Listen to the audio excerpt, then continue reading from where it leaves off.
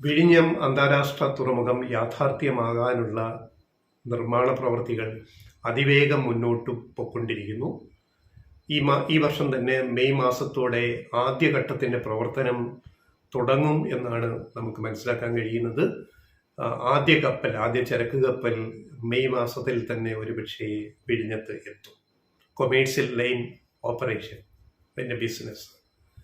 അപ്പോൾ ഇത് നമുക്കറിയാം, തുറമുഖ നിർമ്മാണം ഒത്തിരി വൈകിയതിന് അതിൻ്റെതായ കാരണങ്ങളുണ്ട്. അതൊക്കെ നമ്മൾ പലതവണ വീഡിയോയിൽ ചർച്ച ചെയ്തിട്ടുണ്ട്. പക്ഷേ ഇപ്പോൾ ചില മാറ്റങ്ങൾ കരാറിൽ വരുത്തേണ്ടി വരുന്നു സംസ്ഥാന സർക്കാരിന്, അദാനി പോർട്സുമായിട്ടുള്ള കരാറിൽ. അതിൻ്റെ പ്രധാന കാരണം ഉമ്മൻചാണ്ടി സർക്കാർ ഉണ്ടാക്കിയ ആദ്യ കരാറിൽ നിന്ന് പൂർണ്ണമായിട്ട് വ്യതിചലിച്ചു കൊണ്ടുപോകാൻ പിന്നീട് വരുന്ന സർക്കാരുകൾക്ക് സാധിക്കത്തില്ല. നമുക്കറിയാമല്ലോ, ആദ്യ കരാറിൽ തന്നെ അദാനി ഗ്രൂപ്പിന് വഴിവിട്ട സഹായം ചെയ്തുകൊണ്ടാണ് ഉമ്മൻചാണ്ടി സർക്കാർ ഈ ആദ്യ കരാർ ഒപ്പിടുന്നത്. അപ്പോൾ ഒന്നുകിൽ ആ കരാർ റദ്ദാക്കിയിട്ട് പുതിയ കരാറുമായിട്ട് മുന്നോട്ട് പോകുക എന്ന് പറയുമ്പോൾ പിന്നെയും തുറമുഖ നിർമ്മാണം വൈകും എന്നുള്ളത് കൊണ്ട് ആ കരാർ റദ്ദാക്കാതെ അതിനകത്ത് എന്തൊക്കെ ഭേദഗതികൾ വരുത്തി പോകാൻ പറ്റുമെന്നാണ് പിന്നീട് വരുന്ന സർക്കാരുകൾക്ക് ചെയ്യാൻ പറ്റുക, അല്ലേ? അതുപ്രകാരം മാറ്റങ്ങൾ പിന്നെയും വന്നുകൊണ്ടിരിക്കുന്നുണ്ട്. ഏറ്റവും ഒടുവിൽ അതിൻ്റെ ചരിത്രം നമ്മൾ നോക്കുക. 2015 തുറമുഖ നിർമ്മാണം ആരംഭിച്ചത്. ഉമ്മൻചാണ്ടി സർക്കാർ അദാനി പോർട്സുമായിട്ട് കരാർ ഒപ്പുവെച്ചതിന് ശേഷം 2015 വർക്ക് നിർമ്മാണം ആരംഭിക്കുന്നു. 2019 തീർക്കണം എന്നാണ്. അതായത് 4 കൊല്ലം കൊണ്ട് വിഴിഞ്ഞം തുറമുഖം പ്രവർത്തന സജ്ജമാക്കാം എന്നായിരുന്നു ആദ്യ കരാറിലെ ഉറപ്പ്. പക്ഷെ നടന്നില്ല. 2019 കഴിഞ്ഞപ്പോൾ 2024 ഇപ്പം 24 മെയ്യിലാണ് ആദ്യഘട്ട പ്രവർത്തനം തുടങ്ങാൻ പോകുന്നത്. അത്രയും ഈ പ്രൊജക്റ്റ് വൈകിയതിൻ്റെ കാരണങ്ങൾ പലതുണ്ട്. അതിൽ ഒന്ന് പ്രകൃതി ദുരന്തം വന്നത്, 2 അടിസ്ഥാന നിർമ്മാണ സാമഗ്രികളുടെ ലഭ്യത കുറയുന്നത്. കരിങ്കല്ല് കിട്ടാനില്ല ബ്രേക്ക് വാട്ടർ നിർമ്മിക്കാൻ. അതിൻ്റെ ലഭ്യത കുറയുന്നത് പ്രശ്നങ്ങളായി. അതിന് പകരം കരിങ്കല്ല് എവിടെ നിന്ന് അപ്പോൾ ഇങ്ങനെ പല കാരണങ്ങൾ കൊണ്ട് ഈ പദ്ധതിയുടെ നിർമ്മാണം വൈകി എന്നത് ഒരു യാഥാർത്ഥ്യമാണ്. അപ്പോൾ ആദ്യ കരാറിൽ 40 വർഷത്തേക്കാണ് അദാനിക്ക് വിഴിഞ്ഞം തീറെഴുതി കൊടുത്തത് ഉമ്മൻചാണ്ടി സർക്കാർ. സാധാരണ നമ്മുടെ രാജ്യത്തുള്ളൊരു രീതി PPP, പ്രൈവറ്റ് പബ്ലിക് പാർട്ട്ണർഷിപ്പിൽ തുടങ്ങുന്ന വൻകിട പദ്ധതികൾക്കൊക്കെ 30 വർഷത്തെ കാലാവധിയാണ് പൊതുവെ വയ്ക്കാറുള്ളത്. പക്ഷെ എന്തുകൊണ്ട് ഉമ്മൻചാണ്ടി സർക്കാർ 30 വർഷ കാലാവധിക്ക് വരുന്ന 40 വർഷ കാലാവധി ആദ്യമേ തീരുമാനിച്ചു എന്നുള്ളൊരു ചോദ്യം ഇവിടെയുണ്ട്. ആ ഒറിജിനൽ അതിൽ നിന്ന് പിന്നെ മാറാൻ നമുക്ക് സാധിക്കത്തില്ല. ആ ഒറിജിനൽ എഗ്രിമെന്റ് നിബന്ധനയിൽ നിന്ന് മാറാൻ പറ്റത്തില്ല. അതിന്മേൽ വേറെ എന്തൊക്കെ വിട്ടുവീഴ്ച ചെയ്തത് പ്രോജക്റ്റ് മുന്നോട്ട് കൊണ്ടുപോകാം എന്ന് മാത്രമേ പിന്നീട് വരുന്ന ഗവൺമെന്റിന് സാധിക്കത്തുള്ളൂ. കാരണം വിസിൽ കേരള ഗവൺമെന്റ് രൂപീകരിച്ച കമ്പനിയാണ്. വിഴിഞ്ഞത്തിന്റെ അന്താരാഷ്ട്ര തുറമുഖ കമ്പനിയാണ് വിഴിഞ്ഞം ഇന്റർനാഷണൽ സീപോർട്ട് ലിമിറ്റഡ്. വിസിലിന് ഇത് അദാനി കൈമാറുന്നത് ആദ്യ കരാറിൽ 40 വർഷം കഴിഞ്ഞ് മാത്രം. അതായത് ഉമ്മൻചാണ്ടി സർ ഇപ്പം അത് 65 വർഷം വരെ നീട്ടേണ്ടി വന്നിരിക്കുന്നു എന്നുള്ളതാണ് ഇപ്പം സംഭവിച്ച മാറ്റം. അതെന്തുകൊണ്ട് വന്നു എന്ന് നമ്മൾ അറിഞ്ഞിരിക്കണം. അതിലേക്ക് വരാം. അതായത് ഈ കരാർ ലംഘനം വന്നപ്പോൾ ഇടതുപക്ഷ സർക്കാർ, പിണറായി സർക്കാർ ഇത് ആർബിട്രേഷന് വിട്ടു. ആർബിട്രേഷൻ എന്ന് പറഞ്ഞാൽ നിയമപരമായ നടപടികൾ അദാനി ഗ്രൂപ്പിനെതിരെ സ്വീകരിക്കുക എന്നുള്ളതാണ്.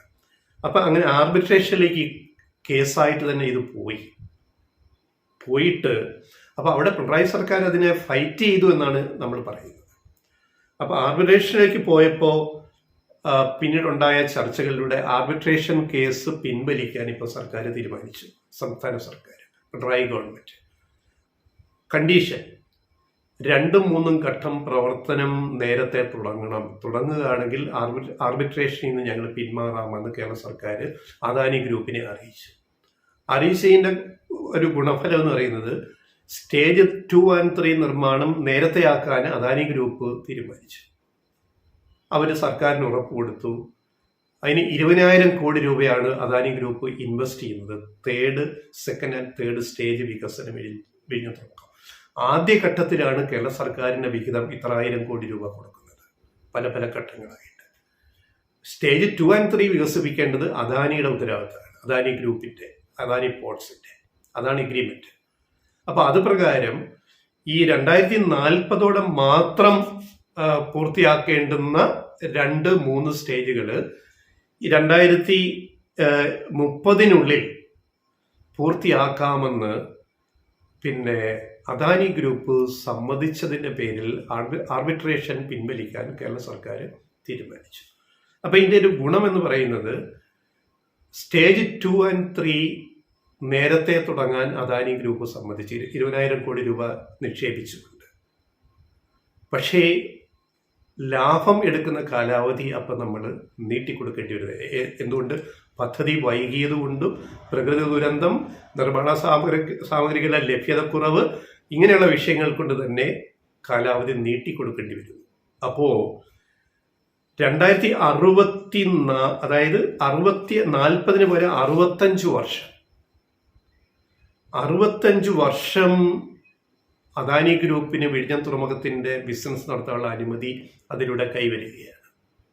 പക്ഷെ സ്റ്റേജ് 2 and 3 നിർമ്മാണം നേരത്തെ പൂർത്തിയാക്കും.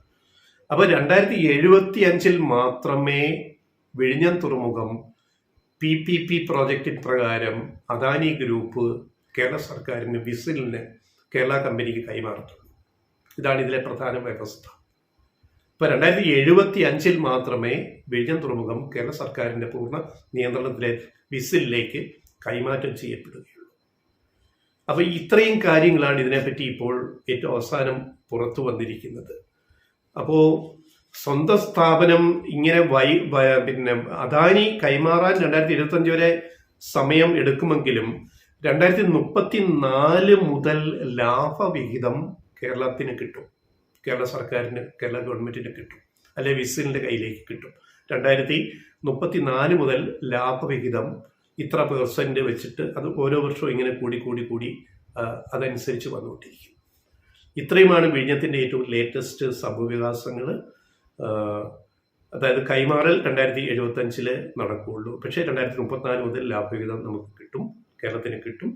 ഇതിനകം തന്നെ 2024 മെയ്യോടുകൂടി ആദ്യഘട്ടം പ്രവർത്തനം ആരംഭിക്കുന്നു. തൊട്ടു പിന്നാലെ ഈ പറയുന്ന നിർമ്മാണ പ്രവൃത്തികൾ സ്റ്റേജ് 2 and 3 നേരത്തെ തീർക്കാൻ അവർ അദാനി ഗ്രൂപ്പ് സമ്മതിച്ചിട്ടുണ്ട്. അപ്പോൾ ഇത് ആദ്യ കരാറിൽ ഉണ്ടായ പാകപ്പിഴകൾ തന്നെ അദാനിക്ക് ഗുണകരമായ സംഭവിച്ച കാര്യങ്ങൾ തന്നെ പിന്നീട് അത് പൂർണ്ണമായിട്ട് മാറ്റി എഴുതാൻ പറ്റാത്തത് കൊണ്ടും നടപ്പാക്കാൻ പറ്റാത്തത് കൊണ്ടും അതുകൊണ്ട് നമുക്ക് ലാഭവിഹിതം കിട്ടുന്നതിൽ കുറച്ച് ഡിലേ വരുന്നുണ്ട് എന്നതാണ് യാഥാർത്ഥ്യം.